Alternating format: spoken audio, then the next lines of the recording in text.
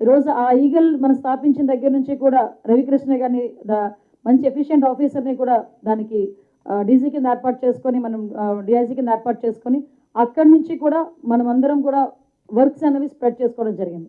Eagle teams ఏర్పాటు చేసుకోవడం దగ్గర నుంచి ఈరోజు ఈగల్ టీం పరిస్థితి ఎలా ఉందంటే ఇందాక నేను మాట్లాడుతుంటే చెప్తున్నారు, అందులో ఉన్న ఒక కానిస్టేబుల్ కూడా ఈరోజు మాట్లాడాలి అనుకుంటే మొత్తం టీంలో వాళ్ళు ఏం పని చేస్తున్నారు మొత్తం అంతా కూడా ఒక మోటివేషన్ ఇవ్వడానికి ఒక 20 minutes ఒక కానిస్టేబుల్ కూడా డైరెక్ట్గా మాట్లాడగలరు.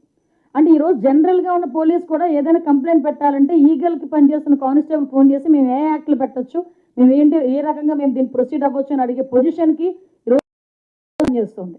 అంటే ఈగల్లోనే 3 టాస్క్ ఫోర్స్ కేంద్రాలుగా పెట్టుకున్నాం. ఒకటి విజయనగరం. ఎప్పుడైతే మనం ఈగల్ ఎస్టాబ్లిష్ చేసి ఈగల్ తాలూకా యాక్టివిటీస్ పెరిగినాయో అప్పటి నుంచి మొత్తం వాటన్నిటినీ కూడా వాళ్ళు వదిలేసి వేరే వేరే రాష్ట్రాలకు కూడా తీసుకెళ్ళిపోయే పరిస్థితి. వాళ్ళు ఇక్కడ మనకు అటువంటి ఆపరేషన్స్ కూడా ఏమీ లేవు, జీరో ఆపరేషన్స్, అటువంటి ఆపరేషన్స్ అయితే జీరో.